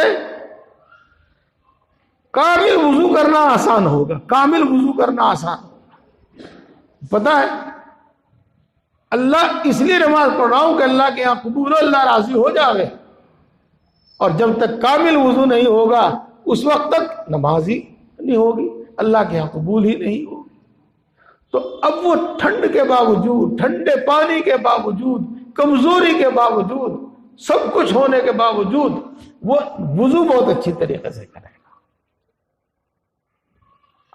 اسی طریقے سے آپ پوری بات سمجھتے چلے جائیے گا کہ وہ جب مجھے اللہ کے لیے نماز پڑھنی ہے، اور اللہ اس لیے نماز پڑھنی ہے کہ اللہ کے ہاں قبول ہو جاوے، یعنی اللہ مجھ سے راضی ہو جاوے اور میری نماز اللہ کے ہاں قبول ہو جاوے، تو میں خشوع خضوع کے ساتھ کیوں نہ نماز پڑھوں۔ چونکہ جو نماز خشوع خضوع کے ساتھ نہیں ہوتی اس کو تو اللہ قبول نہیں کرتا، اس کو تو اللہ تبارک و تعالیٰ پسند نہیں کرتا۔ تو دوستو، بزرگوں، اخلاص کا ایک نتیجہ یہ بھی ہوگا، اور جس سے ہمارے اعمال کے اندر صدق پیدا ہوگا، جس کا مطلب یہ ہے کہ شریعت و سنت کے مطابق اور آداب کے مطابق ہم ہر عمل کریں گے اور ہر عمل کرنے کی کوشش کریں گے۔ اس کا ایک اثر یہ ہوگا۔ اب ہمارے واسطے قرآن پاک سیکھنے میں محنت کرنا آسان ہوگا۔ یہ نہیں کہیں گے اجی بس میرا تو قرآن صحیح ہوتا ہی نہیں، اجی ترجمہ تو مجھے یاد نہیں رہتا، غرض سو بہانے وہ نہیں کرے گا، بلکہ اخلاص کے اس نیت کی بنا پر کہ اللہ کے ہاں یہ قبول ہو جاوے تو ہر مشقت برداشت کرنے کے لیے تیار ہوگا، اور اس تلاش میں رہے گا کہ آخر کون سی نماز ہے جو اللہ کے ہاں قبول ہو، اور کیسی نماز پڑھوں کہ اللہ کے ہاں قبول ہو، کیسی تلاوت کروں کہ اللہ کے ہاں قبول ہو۔ کوئی دیکھ رہا ہو جب بھی اور نہ دیکھ رہا ہو جب بھی اچھی نماز پڑھے گا، اسی طرح نماز پڑھے گا۔ یہ بس بھائی، زور زبردستی کام نہیں چلے گا۔ میں بات اپنی ختم کرتا ہوں، دعا کریں، اور دعا کے بعد جو حضرات یہاں نماز پڑھنا چاہیں ہی ٹھہریں، اور اپنی مسجدوں میں جا سکتے ہیں تو اپنی مسجدوں میں جا کر نماز پڑھیں۔ بس اب تو دعا کر لیجیے گا۔ بس اتنی بات آخر میں عرض کر دوں کہ آج کا ہمارا سبق کیا ہے؟ اخلاص، یعنی ریاکاری نہ ہو، اخلاص ہو، ریاکاری نہ ہو۔ چلو دو بات مجھے یاد آ گئی، میں وہ بھی سنا دوں آپ کو۔ اب یاد آئی ہو، اب سنا دیتا ہوں۔ ایک صحابی رسول اللہ صلی اللہ علیہ وسلم کی خدمت میں حاضر ہوئے، اور انہوں نے عرض کیا کہ اے اللہ کے رسول، اللہ تبارک و تعالیٰ نے مجھے بہت کچھ مال دیا ہے، اور میں اللہ کو راضی کرنے ہی کے لیے خرچ کرتا ہوں۔ ہاں، ساتھ ساتھ میں یہ بھی چاہتا ہوں کہ لوگ میری تعریف کریں، مجھے اچھا کہیں۔ تو اللہ کے رسول صلی اللہ علیہ وسلم نے ارشاد فرمایا کہ اللہ تبارک و تعالیٰ شرک سے بیزار ہے۔ شرک یعنی ریا کو اللہ تبارک و تعالیٰ پسند نہیں کرتا۔ یہ ہوئی وہ خالص نیت کہ صرف اللہ کے لیے۔ جی ہاں، ایک دوسری بات سنیے۔ حضرت ابو بکر رضی اللہ تعالی عنہ بہت سے غلام خریدے اور آزاد کیے، خاص طور سے وہ جو مسلمان ہو گئے تھے اور غلام ہونے کی وجہ سے ان کے آقا، ان کے مالک ان کو تکلیفیں پہنچا رہے تھے، تو ان کو خریدا اور ان کو آزاد کیا تاکہ ان کو کوئی تکلیف نہ پہنچاوے، جہاں جانا چاہیں وہاں چلے جائیں۔ تو ان کے والد حضرت قحافہ رضی اللہ تعالی عنہ، انہوں نے کہا اے ابو بکر، جب تم غلام آزادی کرنا چاہتے ہو تو ایک کمزور اور دبلے پتلے غلام آزاد نہ کرو، بلکہ کوئی طاقتور اچھے خاصے غلام آزاد کرو، تاکہ آزادی کے بعد اگر تمہیں ان کی مدد کی ضرورت پڑے تو وہ تمہاری مدد کر سکے۔ تو حضرت ابو بکر صدیق رضی اللہ تعالی عنہ نے فرمایا کہ میں تو صرف اور صرف اللہ کی رضا کے واسطے یہ کام کرتا ہوں، اس نیت سے نہیں کہ آزاد ہونے کے بعد پھر میری مدد کرے، میرے کام آئے۔ جی ہاں، اللہ تبارک و تعالیٰ کو حضرت ابو بکر صدیق رضی اللہ تعالی عنہ کا یہ جواب اتنا پسند آیا، یوں ارشاد فرمایا فَمَا لِأَحَدٍ مِّن نِعْمَةٍ، آج یاد نہیں آ رہی صورت، تجزا الا ابتغاء وجه ربه الاعلى ولسوف يرضى۔ یہ چیزیں جو ہیں دوستو سمجھیے کہ کیا اخلاص ہے اور کیا چیز اخلاص کے خلاف ہے، کیا چیز اخلاص کے خلاف۔ ایک بات اور سنیے، وہ بھی یاد آئی، اور وہ ہماری اصلاح سے متعلق ہے، ہماری اصلاح سے متعلق۔ جب ہم کسی شیخ سے تعلق کریں تاکہ ہماری اصلاح ہو جاوے، اصلاح کا مطلب آپ سمجھتے ہی ہیں، ہم پورے شریعت کے پابند بن جائیں، یا تو بھائی ہمیں وہ سب کام کرنے چاہیے جن جو اپنی اصلاح کے واسطے ضروری ہیں، اپنی اصلاح کے واسطے جو کام ضروری ہے وہ سب کام ہمیں کرنا چاہیے۔ مثال کے طور پر بیعت ہوتے ہیں لوگ، تو بیعت سے پہلے کچھ ان کو ہدایت کی جاتی ہے، کچھ نصیحت کی جاتی ہے۔ اگر وہ واقعی چاہتے ہیں کہ ہماری اصلاح ہو تو ان کو چاہیے کہ وہ ان تعلیمات پر عمل کریں، ان تعلیمات کو، ان ہدایات پر عمل کریں جو بیعت کے وقت انہوں نے عہد و معاہدہ کیا ہے، اور بیعت کے وقت جو تعلیمات ان کو دی گئی ہیں، جبھی تو اصلاح ہوگی، جبھی تو بیعت مکمل ہوگی۔ ہاں، اس سلسلے کا ایک واقعہ مجھے یاد آیا، اس سے آپ سمجھ جائیں گے کہ جن کے اندر اخلاص ہوتا ہے وہ کیا کیا قربانی دینے کے واسطے تیار ہوتے ہیں۔ شیخ شبلی، یہ علامہ شبلی، ایک دوسرے بھی گزرے ہیں، وہ شیخ شبلی کہلاتے ہیں، حضرت جنید بغدادی رحمہ اللہ کے خلیفہ، اور وہ ایک وقت میں اصفہان ایک جگہ ہے، اس کے گورنر تھے۔ گورنر کا مطلب یہ سمجھ لیجئے گا جیسا کہ آج بھی گورنر سمجھا جاتا ہے کہ جیسے ہمارا یو پی ایک علاقہ ہے، اتر پردیش ایک علاقہ ہے، تو وہ اس کا حاکم ہے، پورا اختیار اس کو ہے۔ تو ایک گورنر ہوتے تھے، اس کو عامل کہا جاتا ہے، وہ گورنر تھے اصفہان کے۔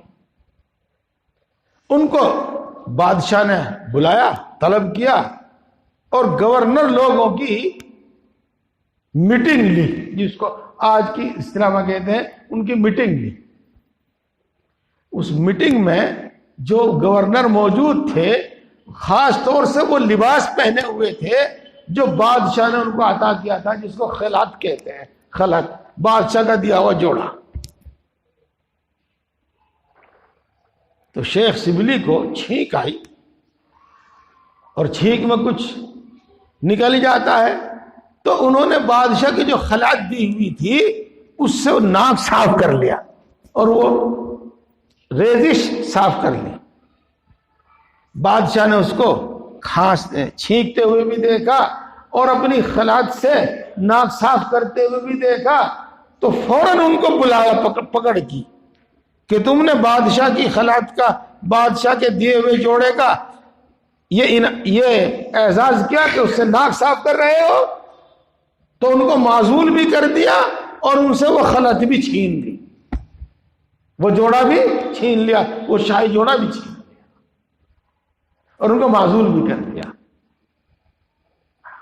چلیے آگے چلنے سے پہلے کچھ بات دل میں آئی.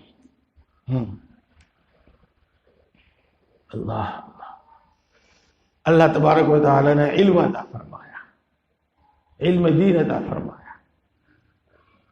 اب اس کو وہ کہما خرچ کر رہا ہے دنیا کمانے میں، دنیا کمانے میں خرچ کر رہا ہے، عمل نہیں کر رہا ہے، دوسروں کو نہیں پہنچا رہا ہے، غیر محل میں اس کو خرچ کیا، جو اس کی غرض تھی اس میں خرچ نہیں کیا. اللہ تبارک و تعالیٰ کو ناگوار نہیں ہوگا؟ ضرور ناگوار ہوگا. اللہ تبارک و تعالیٰ نے دولت دی اور وہ اس کو اللہ کی ناپسند جگہ میں خرچ کر رہا ہے. اللہ کو ناگوار نہیں ہوگا؟ ہوگا. اگر وہ یہ دولت چھین لے تو حق بجانب ہے، اور وہ یہ علم چھین لے تو حق بجانب ہے. اللہ نے کسی کو عقل دی ہے، سمجھ دی ہے. عقل اس کا تقاضا تو یہ تھا کہ اپنا بھی بھلا کرے، دوسروں کا بھی بھلا کرے، اور وہ اس عقل کی وجہ سے دوسروں پر جال پھینک رہا ہے، دوسروں کے ساتھ دھوکہ کر رہا ہے. تو یہ اللہ کی دی ہوئی عقل، اللہ تبارک تعالیٰ کی دی ہوئی نعمت کو غلط استعمال کیا ہے. اگر اللہ تبارک تعالیٰ اس سے یہ عقل چھین لے تو وہ حق بجانے میں. غرض اس عمل کی وجہ سے شیخ شبلی کے دل میں بادشاہی عہدوں سے نفرت آ گئی اور انہوں نے ارادہ کر لیا کہ اب میں ایسے کوئی سرکاری عہدہ قبول نہیں کروں گا.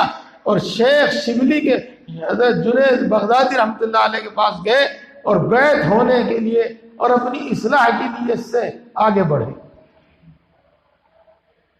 حضرت شیخ نے فرمایا کہ ہاں بیعت تو ہم کر لیں گے، لیکن بیعت کے واسطے ایک شرط ہے. کیا؟ کہ جو ہم کہیں گے آپ کو وہ کرنا پڑے گا. جی ہاں، بیعت تو اسی واسطے ہوتے ہیں.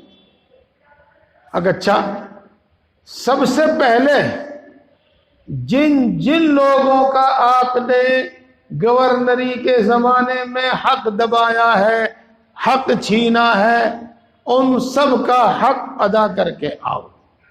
مالی حق سب کا ادا کر کے آؤ.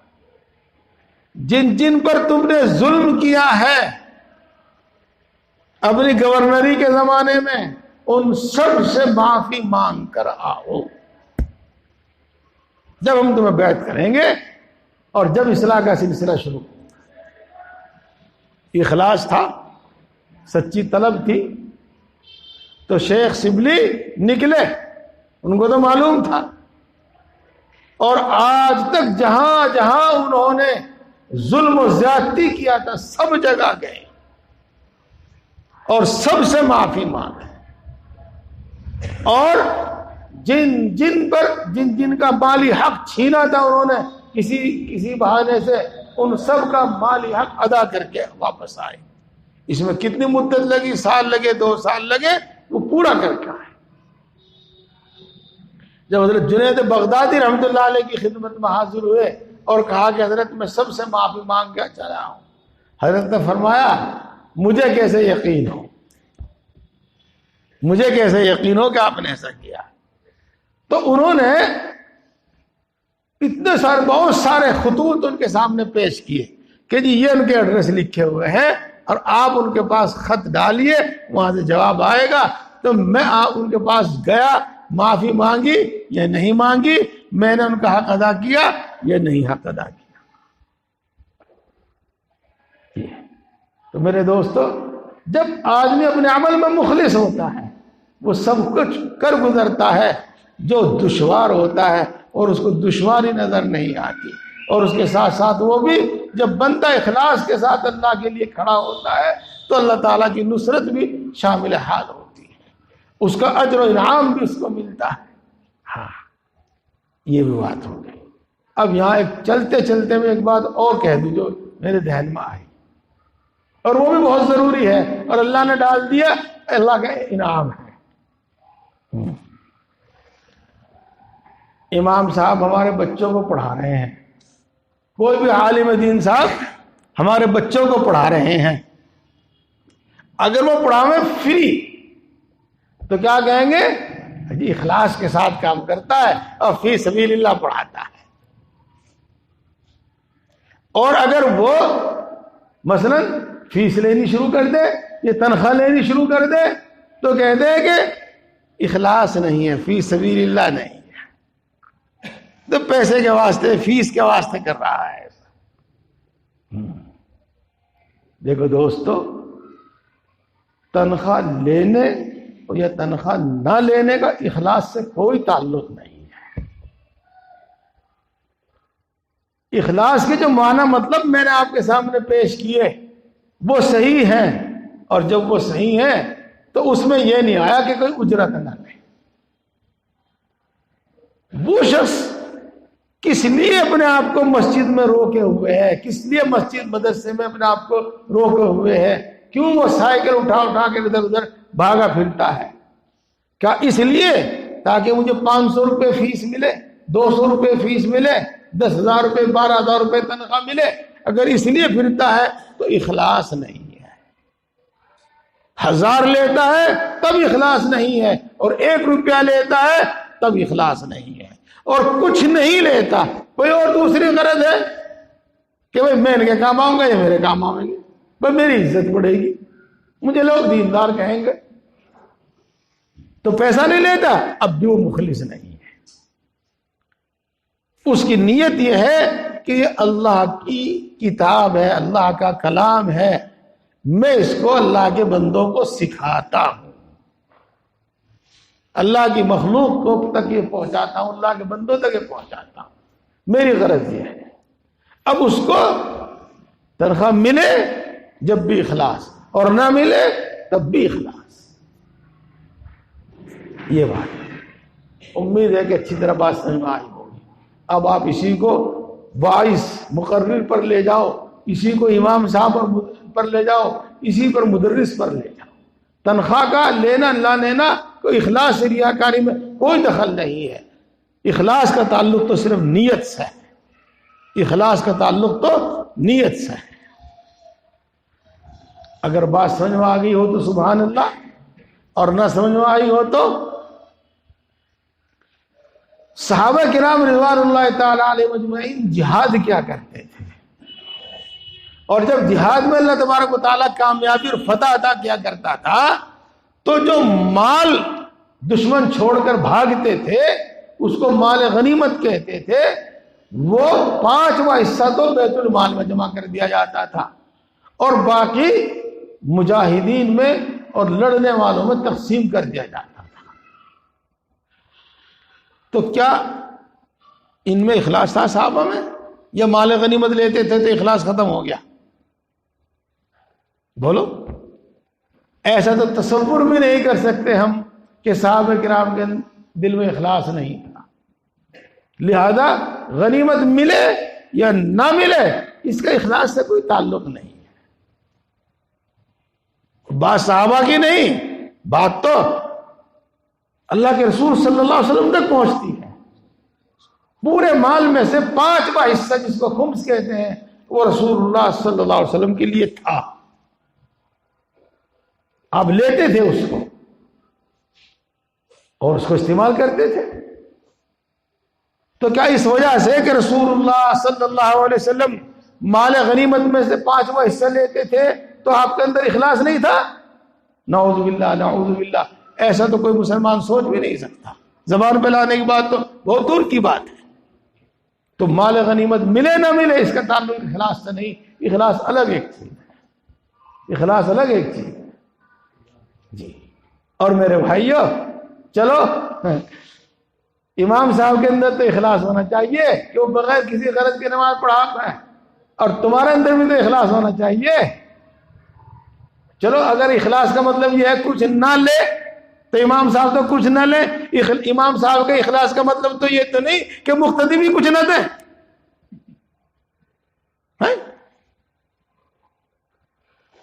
تو یہ اس سے کوئی تعلق نہیں ہے اس چیز کا، اخلاص تو ایک الگ ایک چیز ہے۔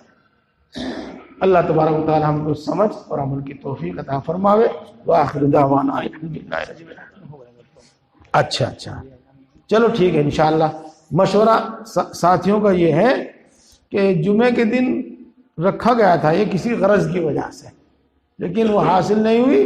آئندہ میں، اور جو علماء کرام آتے ہیں مدرسوں میں سے آتے ہیں ان کو دقت ہوتی ہے، بار کے دن ان کی غیر حاضری ہو جاتی ہے، اس واسطے مشورہ یہی ہے کہ جمعرات ہی کے دن ہوا کرے گا انشاءاللہ العزیز آئندہ سے۔ الحمدللہ رب العالمین الرحمن الرحیم مالک یوم الدین والصلاة والسلام علی سید الانبیاء والمرسلین محمد وآلہ واصحابہ اجمعین۔ لا الہ الا انت سبحانک انی کنت من الظالمین۔ ربنا ظلمنا انفسنا وان لم تغفر لنا وترحمنا لنکونن من الخاسرین۔ اے اللہ تو سب سے بڑا ہے، ہر چیز پر قادر ہے، ہر چیز کا مالک ہے، ہر چیز کے خزانے تیرے قبضے میں ہیں۔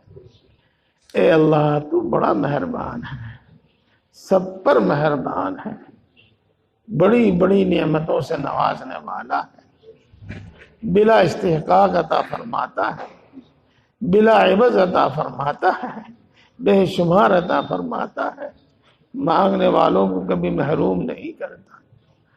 اے اللہ تو بڑا مہربان ہے، سب پر مہربان ہے، بڑی بڑی غلطیوں کو معاف فرماتا ہے، بار بار معاف فرماتا ہے، معاف کرنے کو پسند کرتا ہے۔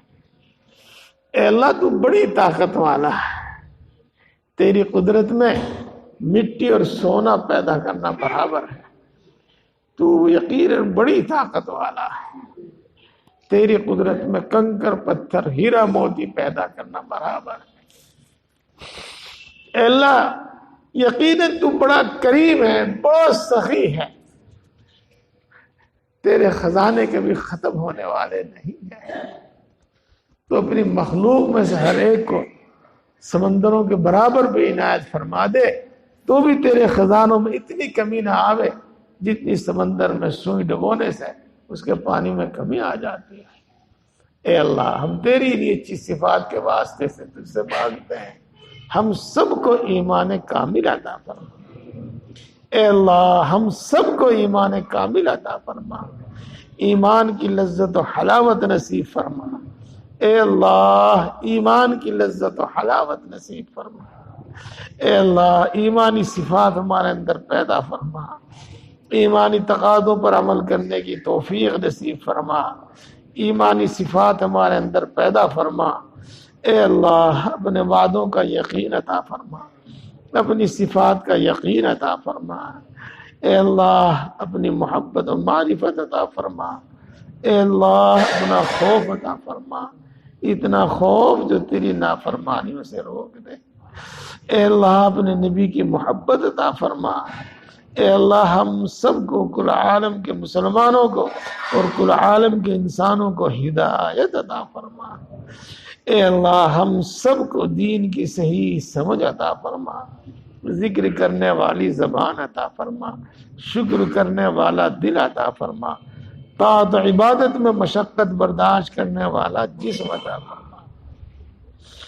اے اللہ ہم سب کو متقی اور پرہیزگار بنا، ہم سب کو اپنا فرما بردار بندہ بنا۔ اے اللہ آج تک جتنے گناہ کیے ہیں تمام گناہوں کو معاف فرما۔ اے اللہ ہر چھوٹا بڑا گناہ معاف فرما۔ اے اللہ سچے دل سے توبہ کرتے ہیں، ہماری توبہ کو قبول فرما، توبہ پر استقامت نصیب فرما۔ اے اللہ گناہوں سے حفاظت فرما، گناہوں سے نفرت پیدا فرما، نفس و شیطان کے شر سے ہماری حفاظت فرما۔ اے اللہ ایک لمحے کے لیے ہمیں نفس و شیطان کے حوالے نہ فرما، اے اللہ اپنی طاعت و عبادت کو ہمارے لیے آسان فرما، اے اللہ نماز پڑھنے، قرآن پڑھنے، ذکر کرنے اور دیگر تمام طاعت و عبادت میں ہماری نصرت و مدد فرما۔ اے اللہ یقیناً تو کریم ہے اور کریم کھوٹی پونجی قبول کر لیتے ہیں۔ اے اللہ ہماری ناقص عبادتوں کو قبول فرما، کامل کی توفیق عطا فرما، زیادہ سے زیادہ کی توفیق نصیب فرما۔ اے اللہ ساری مخلوق تیری محتاج ہے، تو کسی کا محتاج نہیں ہے۔ اے اللہ ہم تیری ہی عبادت کرتے ہیں اور تجھی سے مانگتے ہیں اور تیرے سوا کسی سے کوئی امید نہیں رکھتے۔ اے اللہ اپنے فضل و کرم سے ہم سب کی تمام ضرورتیں پوری فرما، تمام ضرورتیں پوری فرما، اور اپنے سوا کسی کا محتاج نہ بنا، اپنے سوا کسی کا محتاج نہ بنا۔ اے اللہ تو ہم کو حلال اتنا عطا فرما، اتنا حلال عطا فرما کہ حرام کی طرف ہماری نیت ہی نہ جاوے، حرام کی طرف ہماری نیت ہی نہ جاوے۔ اے اللہ ہمیں تو اتنا حلال عطا فرما کہ حرام کا ارادہ ہی نہ کرے۔ اے اللہ بیماری میں، بڑھاپے میں، جب ہمارے اعضاء بھی ہمارا ساتھ نہ دے، اس وقت ہماری خصوصی نصرت فرما، اس وقت بھی اپنے سوا کسی کا محتاج نہ بنا۔ اللہ اس وقت ہماری روزی بڑھا دیجئے، اللہ اس وقت ہماری روزی بڑھا دیجئے۔ اے اللہ ہم سب کو، ہمارے متعلقین کو، ہمارے اہل خانہ، بیوی بچے، سب کو اے اللہ صحت و قوت عطا فرما، صحت و قوت عطا فرما۔ اے اللہ تو دلوں کی باتوں کو خوب جانتا ہے، کوئی بات تجھ پر پوشیدہ نہیں ہے، کوئی بات تجھ پر پوشیدہ نہیں ہے۔ اے اللہ تو ہم سب کی اے اللہ جائز مرادیں پوری فرما، جائز مرادیں پوری فرما، تمام جائز مقاصد میں کامیابی عطا فرما۔ اے اللہ ہر مشکل کو آسان فرما، ہر پریشانی کو دور فرما۔ اے بگڑی کے بنانے والے ہر بگڑا ہوا کام بنا دے، اے قادر مطلق ہر اٹکا ہوا کام بنا دے۔ اے اللہ جن کو کاروبار کی تلاش ہے ان کو بابرکت حلال کاروبار عطا فرما دے۔ اے اللہ جن کو کاروبار عطا فرمایا ہے اس میں ترقی عطا فرما، اس کی حفاظت فرما، اس کو آسمانی زمینی ہر قسم کی آفتوں سے محفوظ فرما، نظر بد سے محفوظ فرما۔ اے اللہ جن کو دکان کی ضرورت ہے ان کو موقع کی دکان عطا فرما۔ اے اللہ جن کو مکان کی ضرورت ہے ان کو کشادہ مکان عطا فرما۔ اے اللہ جن کو رشتوں کی تلاش ہے ان کو نیک و نبا والے رشتے عطا فرما۔ اے اللہ جن کے رشتے طے ہو چکے ہیں غیب سے ان کی نصرت و مدد فرما۔ اے اللہ جن کو اولاد کی تمنا ہے ان کو نیک و صالح اولاد عطا فرما۔ اے اللہ جن کو اولاد عطا فرمائی ہے ان کے اولاد کو نیک و فرمانبردار بنا، ماں باپ کی آنکھوں کی ٹھنڈک، دل کی راحت بنا، ملک و ملت کا خادم بنا۔ اے اللہ ان کو آوارہ اور ناکارہ ہونے سے بچا لیجیے۔ اے اللہ ہمارے گھروں میں چین، سکون، سکینہ نازل فرما، برکتیں نازل فرما۔ اے اللہ ماں باپ اور اولاد کے آپسی جھگڑے ختم فرما، میاں بیوی کے آپسی جھگڑے ختم فرما۔ اے اللہ ہمیں بڑوں کی عزت و اکرام کرنے کی توفیق عطا فرما، خصوصاً ماں باپ کی عزت و خدمت کرنے کی توفیق نصیب فرما۔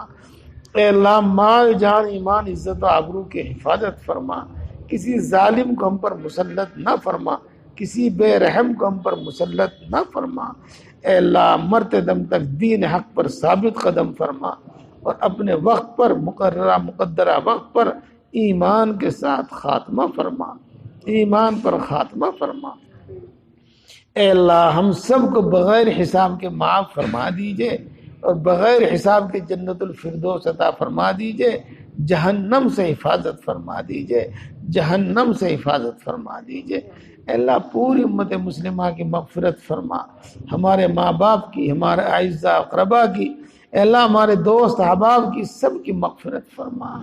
اے اللہ ہماری آنے والی نسلوں کو بھی دین پر ثابت قدم فرما۔ اے اللہ خصوصاً ہماری نوجوان نسل کو ان تمام برائیوں سے روک دے جن کی طرف وہ دوڑے چلے جا رہے ہیں، جن کی طرف بھاگے چلے جا رہے ہیں۔ اے اللہ ان میں ایمانی غیرت پیدا فرما، ایمانی حمیت پیدا فرما۔ اے اللہ امت مسلمہ کے اندر بیداری پیدا فرما، ان کی غفلت کو دور فرما، بیداری پیدا فرما۔ اے اللہ اسلام اور مسلمانوں کو عزت و غلبہ نصیب فرما۔ اے اللہ کل عالم میں امن و امان، سکون و اطمینان پیدا فرما، خصوصاً ہمارے ملک میں اور خصوصاً ہماری بستی میں امن و امان، سکون و اطمینان پیدا فرما۔ اے اللہ امن و امان کو تباہ کرنے والوں کو تباہ فرما۔ اے اللہ ہر وہ خیر تجھ سے مانگتے ہیں جو تیرے نبی نے مانگی ہے، ہم کو عطا فرما۔ ہر اس شر سے پناہ چاہتے ہیں جس سے تیرے نبی نے پناہ چاہی ہے، اے اللہ اس سے ہماری حفاظت فرما۔ اے اللہ جو مانگا ہے وہ بھی عطا فرما، اور جو مانگنے سے رہ گیا وہ بھی عطا فرما۔ اے اللہ ہم سب کے حق میں بھی یہ تمام دعائیں قبول فرما، اور جو دعا کے لیے کہتے ہیں ان کے حق میں بھی یہ تمام دعائیں قبول فرما۔ اے اللہ اپنے فضل و کرم سے اور اپنے نبی پاک حضرت محمد مصطفیٰ صلی اللہ علیہ